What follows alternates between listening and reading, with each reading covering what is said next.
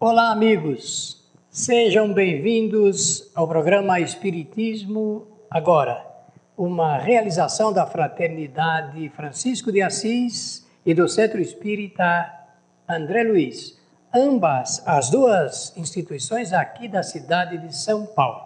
Você pode entrar no site da Fraternidade e também do Centro André Luiz, cujos endereços estamos citando aí para você, para conhecer as nossas atividades. O nosso programa tem a finalidade de levar até você que gosta de estudar os assuntos da vida espiritual, da nossa realidade espiritual, através das obras de Allan Kardec. Esse é o nosso propósito e o nosso objetivo. E estamos falando aqui de reencarnação. Estamos num programa já bastante adiantado, passamos da metade já do nosso trabalho, do nosso roteiro, e já estamos em reencarnação. Depois de reencarnação, nós vamos falar de livre-arbítrio, vamos falar de causa e efeito, vamos falar de perispírito, mediunidade, a vida em outros mundos, a influência dos espíritos em nossa vida, mediunidade e tantos outros temas que fazem parte do Livro dos Espíritos, escrito e publicado por Allan Kardec, sob o apoio espiritual de espíritos superiores. E estamos falando então de reencarnação. E estamos apresentando aqui na tela para você o que nós precisamos saber. Porque reencarnação é um tema muito vasto que acompanha o homem já desde os primórdios da sua história e tem dentro do aspecto espírita duas situações que precisam ser bem analisadas. Uma delas é sobre o aspecto filosófico e o outro é sobre o aspecto científico. Isso nós estamos discorrendo desde o nosso programa anterior. Vamos seguir hoje, então, mostrando como o Espiritismo explica este tema, reencarnação. Já tivemos a oportunidade de falar do conceito, significado, origem do termo anteriormente, e agora vamos avançar um pouquinho mais para dar uma ideia a você que quer conhecer a doutrina espírita ou conhecer esse tema sob a visão espírita, de como a doutrina espírita então estuda esta matéria. E vamos incursionar, obviamente, pelos primeiros passos, buscando o capítulo número 4 do Livro dos Espíritos, escrito por Allan Kardec. Dentro da obra de Allan Kardec, nós vamos perceber que o título dado pelo codificador do Espiritismo é este, Pluralidade das Existências. Pluralidade, quer dizer, muitas, né? Plural, muitas as existências do Espírito. Já falamos aqui que ora estamos encarnados e ora estamos desencarnados. Se preferirem, em estado de erraticidade, que é o termo certo, preciso, um termo espírita, para a situação do espírito depois que ele deixa definitivamente o mundo material. Então, para estudar este assunto com o conhecimento espírita, nós precisamos nos reportar, primeiramente, à questão 330 do Livro dos Espíritos. É esta pergunta feita por Allan Kardec e as subsequentes que dão uma ideia precisa de como Allan Kardec indagou, perguntou aos espíritos sobre esta matéria. Se nós buscarmos então o conceito espírita sobre reencarnação, nós vamos encontrar que é a volta do espírito a uma nova existência, em um novo corpo, depois do espírito ter passado um certo tempo em estado de erraticidade. Fiquem com essas palavras que eu estou mencionando desde o início do nosso programa. Existência, espírito, erraticidade. Por quê? Porque o espírito imortal, ora está encarnado e ora está desencarnado. Nós vivemos no mundo envolvidos pelos espíritos desencarnados. Posso falar de outra maneira. Os espíritos que se encontram no nosso meio são envolvidos também por nós, os encarnados, porque um influencia o outro. Nós influenciamos os espíritos e os espíritos influenciam em todas as criaturas encarnadas.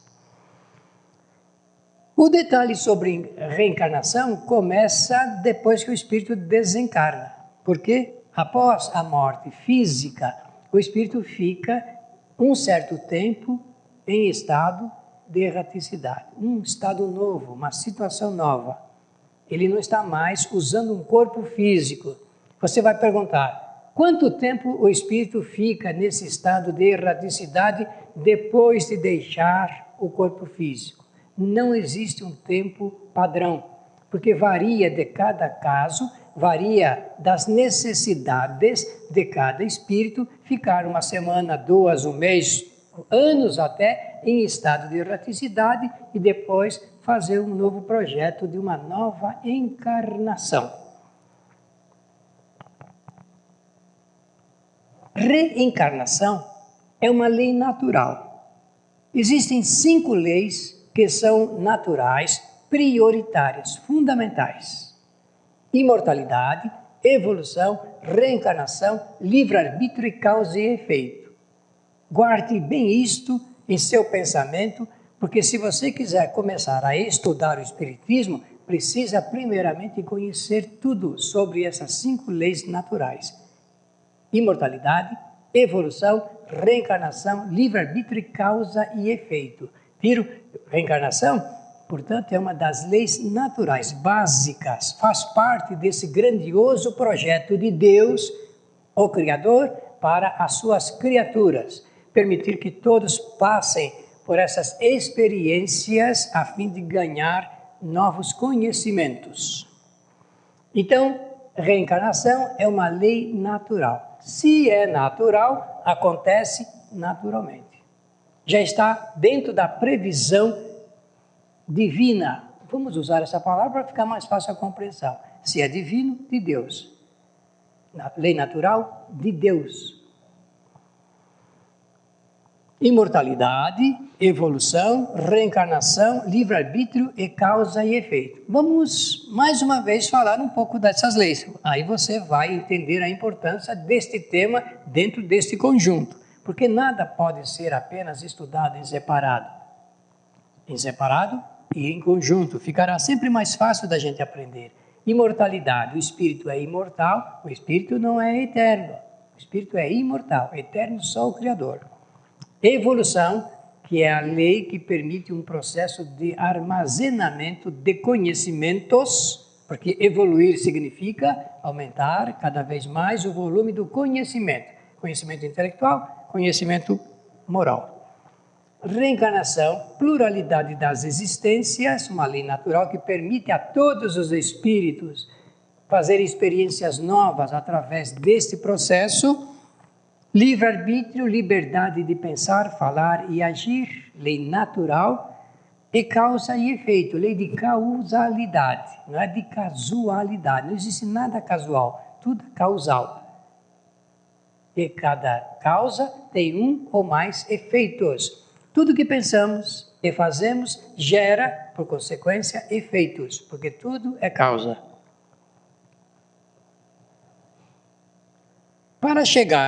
Tudo isso para chegar a uma perfeição relativa, conforme está lá em O Livro dos Espíritos. Nós não sabemos exatamente e com absoluta precisão o que é perfeição. Nós não temos essa condição de conhecer isso nessa profundidade, porque do ponto de vista do conhecimento espiritual, só podemos dizer que a criatura é relativa e o Criador é absoluto. Então, perfeição máxima nós não conhecemos, mas podemos falar da perfeição relativa. Hoje, eu e você somos mais perfeitos relativamente ao que éramos há tempos atrás. Esse tempos atrás, tanto faz se é 1 minuto atrás, 2, 10, 1 ano, 1 milhão de anos atrás. A cada átimo, que é a menor fração do tempo, nós avançamos na lei de evolução. Dentro de poucos minutos, eu posso dizer que nós já saberemos mais do que sabíamos quando começamos a conversar a respeito deste assunto. O espírito aprende, portanto, fazendo as experiências teóricas, que se traduzem em conhecimentos, e experiências de ordem prática, que também se traduzem em novos conhecimentos. Aprende teorizando e praticando. Quando está no mundo dos encarnados, o espírito aprende na prática, porque ele pode concretizar, materializar o seu conhecimento teórico. E quando está fora da matéria, por exemplo, os espíritos que estão em nossa volta, eles trabalham com um pensamento sobre nós e nós sobre eles. Eles não podem fazer o que nós fazemos materialmente. Eles podem sugerir através das ideias e dos pensamentos. Quando o espírito se encontra em estado de erraticidade, ele aprende teoricamente, porque não há como fazer, não existe a matéria tal qual a conhecemos aqui na Terra.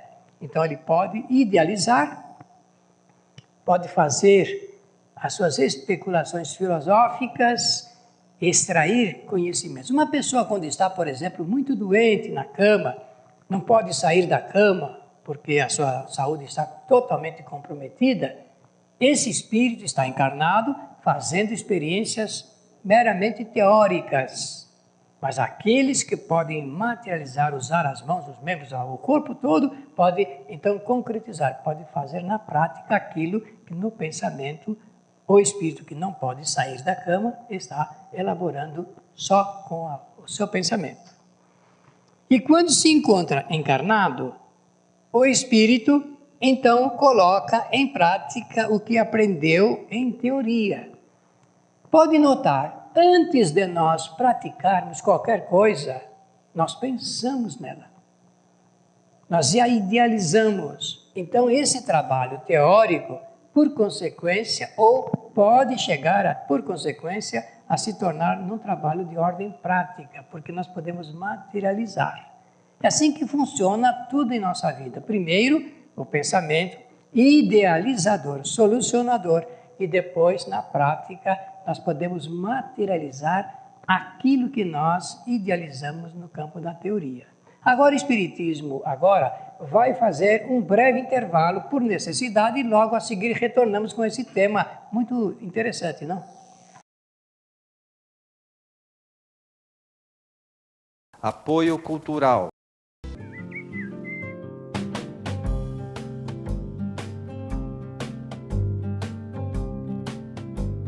Rádio Boa Nova, a comunicação em prol de um mundo de regeneração. Os livros citados neste programa podem ser adquiridos na Mundo Maior Editora. Acesse mundomaior.com.br. Um simples gesto, um ato de enormes proporções. Um simples gesto é capaz de dar apoio, acolher, educar, alimentar. Um simples gesto traz com ele benefícios incalculáveis. Um simples gesto contribui para realizar o bem.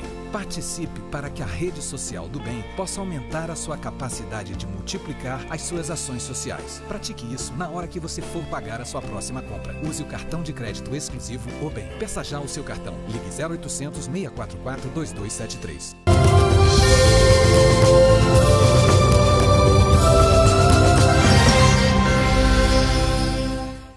Voltamos a mais esta edição de Espiritismo. Agora falando de reencarnação, existe muita coisa para ser dita, para ser estudada sobre esta matéria. Vamos resumir em nossos programas para que você possa depois examinar com um pouco mais de cuidado. Vamos citar algumas obras, inclusive, que tratam desta matéria.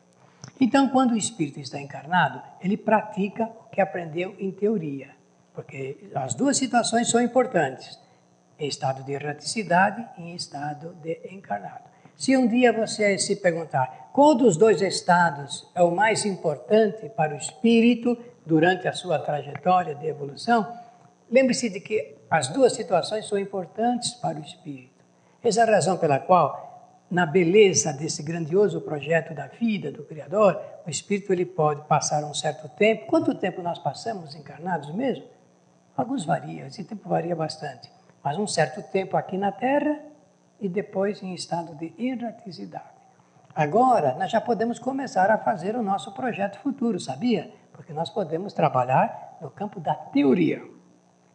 O espírito, então, pode retornar sempre, note que a palavra sempre está aí, grifada, em destaque para que a gente possa se lembrar. O espírito pode retornar sempre em um novo corpo, sempre confeccionado especialmente para uma encarnação.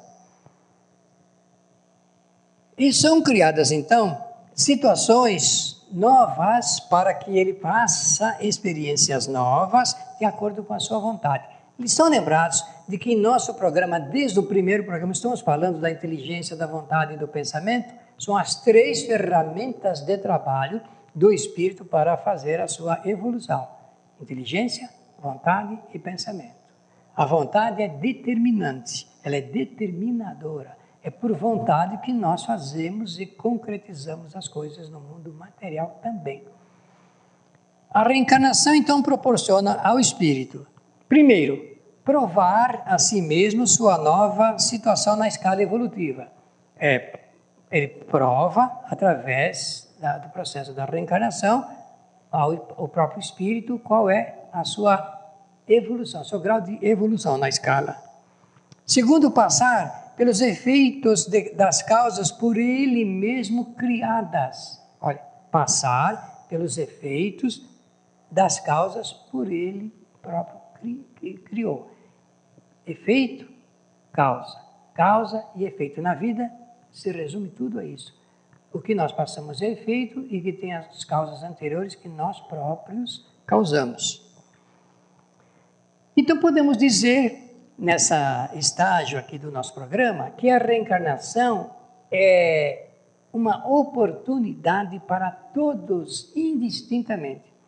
Não há um só espírito no universo inteiro que não deva reencarnar. Você notou bem? Não existe no universo inteiro nenhum espírito que esteja fora dessa lei natural da reencarnação. Ora faz o estágio em estado encarnado e ora faz um novo estágio em estado de desencarnado. O espírito sempre aumenta o volume do conhecimento pelas experiências que realiza. Pode notar, nós fazemos isto a cada segundo da nossa vida. Nós aumentamos o volume do nosso conhecimento através das novas experiências que nós realizamos.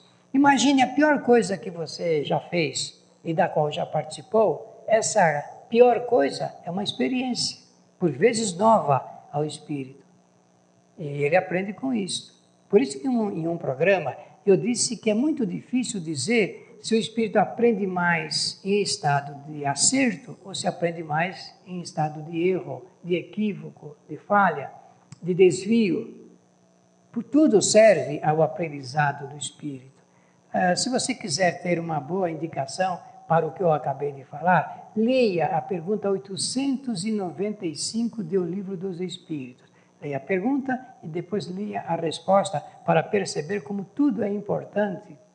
Todas as experiências que fazemos são importantes para a nossa evolução. Reencarnação, portanto, não é um castigo. Não existe em nenhum momento o castigo proveniente da reencarnação. Estou dizendo isso porque certamente você já viu e já ouviu pessoas dizerem que tal pessoa, outra pessoa, tenha passado por uma situação na reencarnação e que aquilo era um castigo de Deus. Deus não castiga e nem premia as suas criaturas, seus filhos, como se costuma dizer. Bem, vamos tratar um pouquinho agora sobre um outro assunto dentro desse tema reencarnação, que ele é importante para que possamos examinar. Sobre comprovações de ordem científica da reencarnação. O Espiritismo apresenta no Livro dos Espíritos uma tese filosófica sobre esta matéria. A tese filosófica, ela se desenvolve conforme aquilo que falamos de justiça divina, justiça de Deus, justiça do Criador para com as suas criaturas, dando-lhes novas oportunidades, concedendo-lhes novas oportunidades. Por quê? Porque é natural que os espíritos, antes de aprenderem, errem. É natural isto. O erro, ele é absolutamente natural no processo de aprendizagem do espírito. Então, vamos tratar agora, fora do que o Espiritismo menciona, dessa justeza filosófica das oportunidades a todos os espíritos. Vamos falar dessas comprovações de ordem científica da reencarnação. Por certo, você já se perguntou, mas existe alguma prova verdadeiramente que nós reencarnamos? Antes de entrar nessa escola desses experimentadores, desses cientistas, eu quero dizer uma coisa a você. O que prova que nós reencarnamos é o nosso novo estado de encarnado. Cada um. Se você fizer uma digressão no pensamento desde o dia em que você nasceu, há de notar coisas bastante curiosas de ideias, conhecimentos que você sabe e já detinha. Mas isso eu já sabia. Como é que nós já sabíamos certas coisas se antes não tivéssemos tido oportunidade de experimentá-las, de aprendê-las em outras vidas? É natural isso, mas o preconceito filosófico faz com que as pessoas rejeitem a ideia, a teoria, antes de examiná-la. Eu estou usando a palavra teoria aí por figura de expressão, porque isso não é uma teoria, a reencarnação não é uma teoria, é um fato comprovado, conforme nós podemos mostrar e demonstrar. Então, vamos citar alguns pesquisadores insuspeitos, sobre os quais não assiste nenhuma dúvida sobre a sinceridade de seus propósitos, sobre o cuidado que tiveram em dedicar parte de suas vidas a esses trabalhos de pesquisas sobre este tema especificamente falando. Vamos lembrar, então, primeiramente, de um grande pesquisador sobre reencarnação, de um grande professor de parapsicologia na Índia, diretor do Instituto Indiano de Parapsicologia, o professor Hemendra Nath Banerjee, que nasceu em 1929, e já é a partir da década de 50, 1950 para frente, fez estudos bastante circunstanciados sobre esse assunto reencarnação. Sabe, meus amigos, o professor Banerjee tinha um escritório na Índia e ele era diariamente procurado por pessoas que levavam, então, solicitações de pesquisas a respeito de vidas anteriores, ou pela própria pessoa, ou então indicações de filhos e filhas, crianças que se diziam lembrar-se de suas vidas anteriores. Milhares e milhares de situações foram examinadas pelo professor Banerjee, lá na Índia. Homem bastante sério, esteve várias vezes aqui no Brasil, trazendo as suas experiências, a conclusão de seus trabalhos. E antes de desencarnar, em 1985, algumas delas fazendo fóruns de debate, seminários de estudos para apresentar algumas conclusões a respeito dessas milhares de situações. O professor Banerjee publicou um livro intitulado Vida Pretérita e Futura, editado no Brasil pela Nórdica, do Rio de Janeiro. E nesse livrinho importante, ele relata, porque tudo está documentado, relata situações comprovadas, não sugestivas, porque no caso do professor Banerjee, ele não usava esse termo que vem depois ser usado pelo professor Ian Stevenson, de quem eu falarei logo a seguir.